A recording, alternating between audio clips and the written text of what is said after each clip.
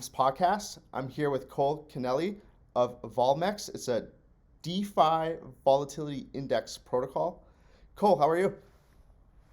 Hey Greg, great to be here. Thanks for having me. Absolutely. Super happy to connect again. So I'm wondering, we'll kind of take it a couple directions. First, I'd like to learn a little bit about your background and how you decided to start sort of your own protocol. And then we could maybe jump into the details of the only DeFi like volatility index that I know of. So it'll be really cool to just kind of get a quick intro of how people trade this protocol and some of the technical details. Absolutely. Thanks, Greg. Thanks for asking. So Cole from Volmex here. Got started in the crypto space in 2016, personally. Just following the space.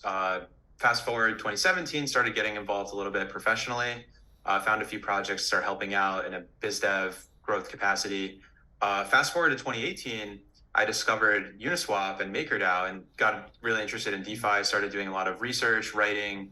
Fast forward a little bit more, I joined Staked US, Staked, which went on to be acquired by Kraken. They were an early and leading staking provider that was kind of supporting the most chains and in the early days, and was a really great place to kind of cut my teeth and kind of help blitz scale their business. And had really led a bunch of go to markets for them, helped them grow. Ahead of the Kraken acquisition, I've been trading derivatives in my personal account, crypto options, crypto futures, a little bit of perps. I'd also been following the electronic options market structure because my dad has spent about 25 years working at a few different options exchanges. And so early on, I really wanted to use a crypto VIX index and use it as an indicator and for trading. And that's really how we got started at Volmex. Had been trading in my personal account, a DeFi native, and that's kind of the origin. Yeah. That's Maybe you can fascinating. jump to the second question. Yeah. So you mentioned that your dad worked at a few options exchanges, so you had sort of like an inside view into microstructure. So how important is sort of exchange microstructure to something like a volatility index? Great question. So it's very relevant where, definitely, sort of like quotes on the exchange, is obviously, the volatility index, obviously a function of the quotes on any particular exchange, which is, market microstructure. So, exchange data, market data is definitely, a requirement here. And so we work closely with a few different exchanges, data like Deribit, OKX, in the process of integrating Bybit. And so, this is how we think about kind of the market microstructure a little bit. Great question, Greg. Yeah, that makes a lot of sense. And so your index, is it similar to the VIX? Is it the same type of methodology, or is it slightly different? Yeah, great question. So our methodology for the EVIV and the BVIV index, which we collectively call the Volmex implied volatility indices, is quite similar to the VIX index with a few novel and differentiators. So we use a variance swap replication calculation, which is similar to how the VIX is calculated. We also introduced this global order book, which consolidates multiple data sources, as well as this exponentially weighted smoothing mechanism that denoises our index and effectively removes noise and makes sure that it still tracks the market in real time. So quite similar to VIX with a few novel differentiations. We have a methodology paper, which is online and, would love for everyone to check out. Yeah, that's fascinating. And now you mentioned that it incorporates Deribit as well as OKEX, and you guys are adding Bybit to it. So it's pretty cool to have sort of a diversified exchange input, because that way, if there's any sort of deviation from one exchange to the next, or one exchange goes down, there's a lot of like robustness to your index. So how do people actually, use Volmex to trade these indexes? Great question. So we have the index, the BVIV and the EVIV index, which are the reference indices. These are calculated off chain and then get, inputted into Polygon and soon other blockchains via oracles. And so the way that our protocol works is that there's two buckets of users. There's traders and liquidity providers. Liquidity providers come to the platform. They deposit stable coins like USDC and DAI, mint two tokens called EVIV and IEVIV, or BVIV and IBVIV, and then can then deposit those tokens into the Volmex AMM contract and serve as a counterparty for traders who then can come to the DEX and do swaps with either stable coins and the volatility tokens, or volatility token for volatility token, say a long token for a short token. And so simply the UX is that traders can come there, do swaps. It's an AMM based product. So, there's going to be some slippage and liquidity is a function of how much, is in the pool, things like that. But it creates a really great user experience for retail traders and then, passive LP experience on the liquidity provider side. And, there's definitely trade-offs with these sort of products, but we think that, it's a really excellent product for, the retail user. And we think that, like we have other products kind of in our suite of Volmex products, which, kind of serve different value props. So that's how we think about the volatility token V2. People can learn more about that at the docs.volmex finance, and recently launched this new version about 2.5 weeks ago, and it's still ramping up. Glad to answer any of their questions there. Excellent question. So one of the things about volatility indexes is that, typically if you're trading VIX futures or something like that, it's a pretty leveraged product. Now, in reality, what's the top value that a volatility index can take? So like, can we really see it at 1,000? Not really. So Right. when people are depositing money into the AMM as liquidity providers, is there sort of like an effective maximum value that the index can take? So therefore, liquidity providers are essentially fully funded, or how do you think about that? Yeah, so the way that we think about it's an excellent question. The way that we think about this is that volatility, there's any sort of synthetic asset on Ethereum or any sort of generally like there needs to be collateral there. And so in the case of the volatility tokens, there's 400 units of USDC or DAI, and so volatility token LPs effectively will not quote if it gets outside of that sort of bound. So there's sort of it's a capped product. There's no leverage and no liquidation, and so we've made clear in our docs that if the vol was to trade outside of this sort of bound, that it wouldn't be able to facilitate trades.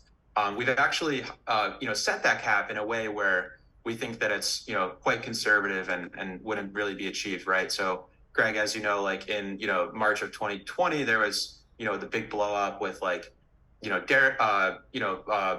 MakerDAO, not blow up, the MakerDAO had issues and like Black Thursday and things like that, and vols on Deribit spiked to 400, 300, and so I think this can kind of be viewed as sort of an edge case, and not quite 300 or 400, but definitely there's sort of not a literal upper bound, but from historical data we can kind of infer that. So excellent question, and yeah, we think about it in a similar way as kind of you described. Yeah, that's fascinating. So as an LP, so when typically people are trading VIX futures, typically there's two kind of structures. There's either contango or backwardation. So in VIX futures, we have the VIX futures that will settle to the cash VIX. Now, if I'm an LP in Volmex, where is there the same sort of settlement mechanism with these tokens? How does that work? Is there typically a premium in the token versus the index in the contango market, or a discount in the backwardated market? Another excellent question. So the unique feature of the Volmex AMM is it allows traders, it uses oracles to allow traders to do swaps at the current index price. So it's different from a normal AMM like, Uniswap V2 or even like something like Uniswap V3 or Sushi Swap, what have you, where those are solely predicated on supply and demand. We use this sort of external oracle price to price the volatility tokens on our exchange so that they trade at the current oracle index, reference index level. So it's kind of a nuanced AMM product where it allows for swaps to be done at this reference price. It's kind of a unique feature there. So it's a little bit different from sort of a dated futures or as you described, or sort of and the other sort of side of things like an AMM product, but a normal AMM, but we think it's a very novel and innovative product that creates a great UX for retail traders and even some prosumer traders, and so yeah, that's broadly how we think about that. Great question, Greg. Cool. That's really interesting. So you're essentially And to answer your other question, there's no expiration with these tokens. They're trading on this AMM, they don't expire, and sort of the AMM handles the pricing, and there's no sort of expiration to close the loop there. Yeah, got it. So the index itself is quote unquote the cash market or the cash VIX, and then the token will sort of track that value directly. And so I can buy the token if I think it's going to go up, or vol is going to go up, and I can sell the token if I think it's going to go down. Is that right? Exactly. We view the EVIV and the BVIV token. It's kind of analogous to like a VXX type product. It's a spot product, and then down the line we can build other sort of flavors of derivatives which stem from this index. But we very much think about it like that as well, where it's kind of a one-to-one relationship. It's not a future. It's not an option. It's sort of like mapped like in that way. Fantastic. And how much liquidity is locked up right now? What kind of volumes are you guys seeing? And like the FTX fiasco, I mean that's a vol event, so to speak. Did you guys see an uptick in participation? How did that kind of play out? Yeah, great question. So between our V1 volatility token and the V2, and the migration is about to wrap up in the next couple of days, there's roughly around $1 million of liquidity in the protocols right now. So it's early days. We're really excited about all the traction and progress, but relatively speaking, it's quite early. We in terms of trading volume, since the launch of the V1, we've seen about 20 million of total trading volume and issuance over the last year and a couple of months. This is starting to ramp up more with the improved architecture on the V2, which launched about 2.5 weeks ago, and so all of this has been organic growth, right? So we've just launched some awesome products and seen some organic traction from retail users, some prosumer users, some institutional users, but it's early days and really excited about the progress so far. In terms of the FTX fiasco, so liquidity on our AMM based products is a little bit constrained by, or trading volume is a little bit constrained by liquidity. Mm-hmm. We definitely have seen some steady volume and continue to see unique users and continuing users to come back. But yeah, we saw that there was a big spike in our index, and then the reference index, where a lot of users were coming to our website to check the reference index, understand how implied vol is faring in this fiasco, and then some retail users can come over to our exchanges and do swaps, and with the limited liquidity there, that's still ramping up. So we saw some continued and increased interest, and it was a really exciting time for our products. And broadly, we think that this FTX fiasco is broadly very bullish for DeFi derivatives in the long term, and any sort of other and the sort of TradFi side, any sort of legitimate TradFi or CeFi player. And so we definitely expect there to be long-term structural flows to DeFi, but it's definitely pretty for the whole industry, it's sort of a black eye, and it'll be a slow comeback for it's not a slow comeback, but it will just be it will take some time to for DeFi to complete that transformation and market structure. So seen a little bit of early signs of that, but over the long term, right, we expect there to be a major inflection point where this FTX fiasco is going to drive a lot of flows to DeFi, and we're quite excited about that. So it's a really excellent question. Cool. And I have another sort of technical question here. So I'm a taker. I want to get long the Volmex index. So I basically buy from the AMM. The AMM will sell to me at wherever the index is priced. And then is there like a fee on top of that liquidity providers earn?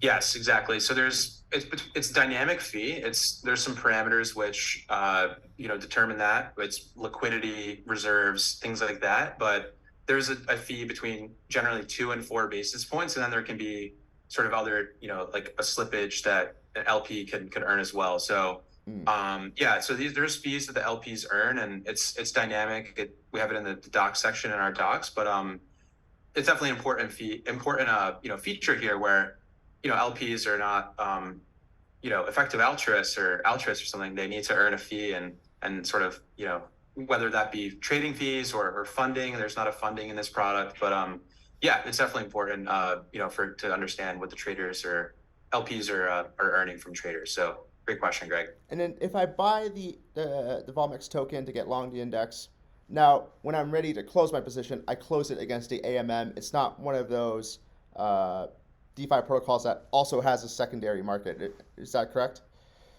Right. The AMM is the primary, DeFi venue for these tokens to trade. And so, if a trader wants to close their position, they can go back to the AMM, assuming there's ample liquidity there, and they can sell into the AMM. So Awesome. that's the idea there. There's obviously, constraints for larger players, and that's where some of our other products and our suite of Volmex products come in. But we think this is an awesome product for, a retail trader who wants to buy, $1,000 of EVIV tokens or $500 and, keep them in their wallet and then, easily close their position with, this sort of AMM counterparty when they're ready. So it's a great product, but it's AMMs have trade-offs, right? So it's an excellent question. Yeah, that's awesome.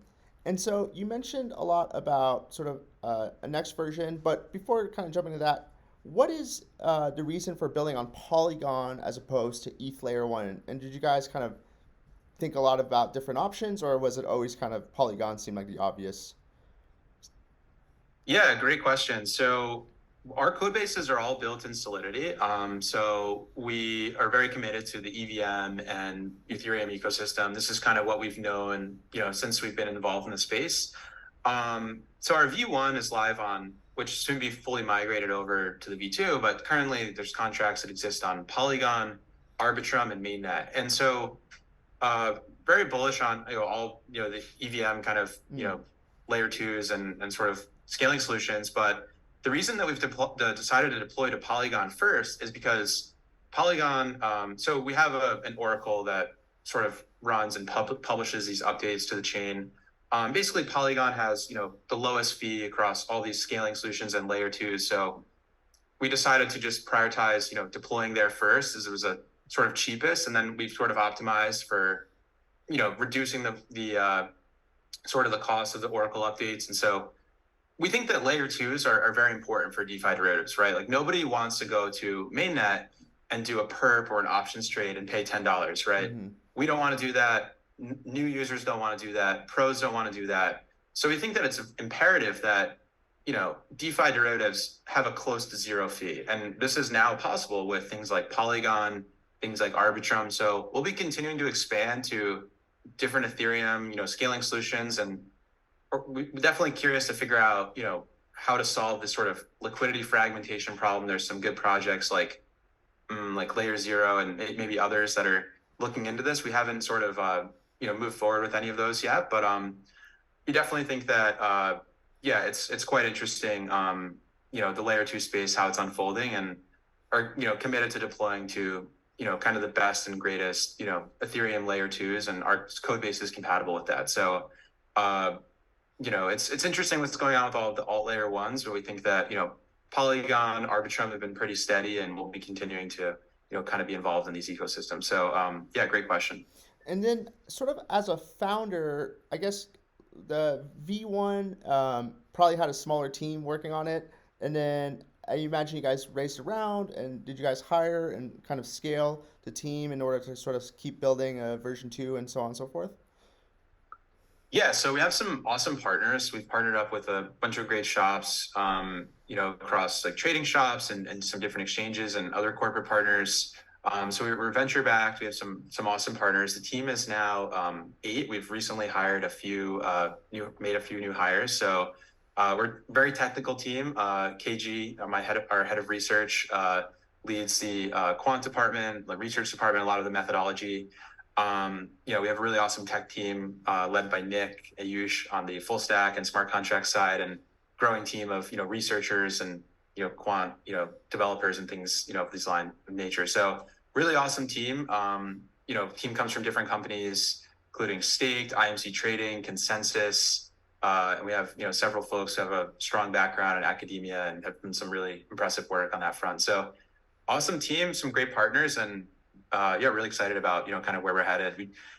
This is a great just really excited about the recent hires we made recently with some of the folks we brought on. Great question. Yeah, totally. And so one of the questions I get a lot is, do you think crypto options is going to keep growing? The market's consolidating now, prices are low, crypto is dead.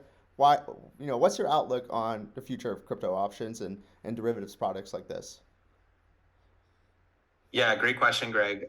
So it's very early days, though there's extremely promising sort of developments in the industry, right? Like before this whole FTX kerfuffle, FTX open interest on Deribit, and was I think it was hitting 10 billion at some point a few months prior. So it's still in the mid-digit, single-digit billions. I think that there's going to be an increased focus on risk management, options products, vol products, and this will continue to grow organically. And then as more sort of TradFi shops, crypto native, investors and traders that increase focus on risk management, more, prosumer and retail users. So I think that, crypto options are obviously going to grow tremendously. It's a small fraction of sort of the, how the spot and the options market map and the equities market. So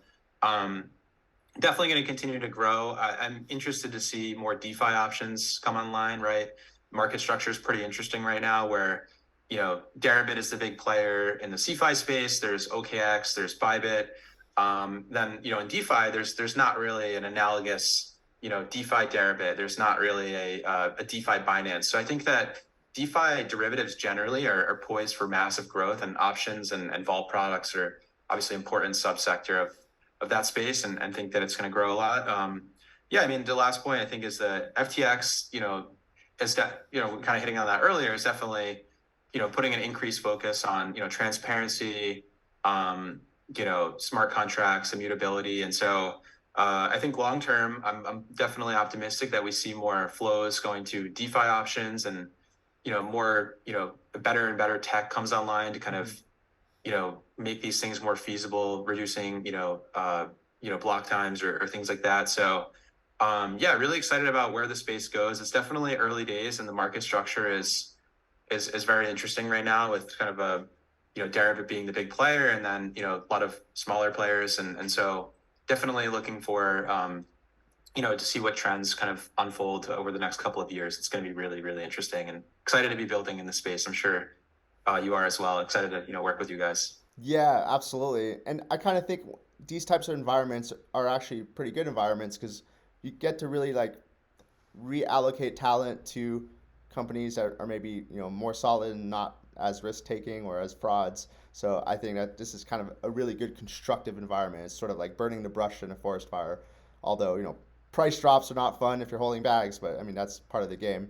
So Exactly. It's a good market for talent hiring. Also, people are more accessible, right? You can get in touch with decision makers easier than you can, in a bull market when everything's straight up. So there's good sides, and there's trade-offs to this bear market. yeah, totally. So if someone wants to learn more about Volmex, what are the best places to start? Do you guys have a Twitter as well as a website? Where do people get started? Yeah, thanks, Greg. So our website is volmex.finance, volmex.finance. We're also Volmex Finance on Twitter. We also have a Discord, which is in our Twitter link, Twitter bio, and we have docs which are available, which teach more about how our products works at docs.volmexfinance. So I think those are the relevant resources. I'm also on Twitter at Cole.tweets, but first and foremost, the Volmex stuff is priority. Perfect. And then we'll copy that in the show notes for everyone. Lastly, before we close up here, what do you like to do outside of work when you're not running Volmex? Hard question, Greg. Crypto is very, crypto Twitter, no. Nice. Go for a walk, work out. This is a super boring answer. Read, I totally should have had a better canned answer. No, I totally get it. What's your answer here?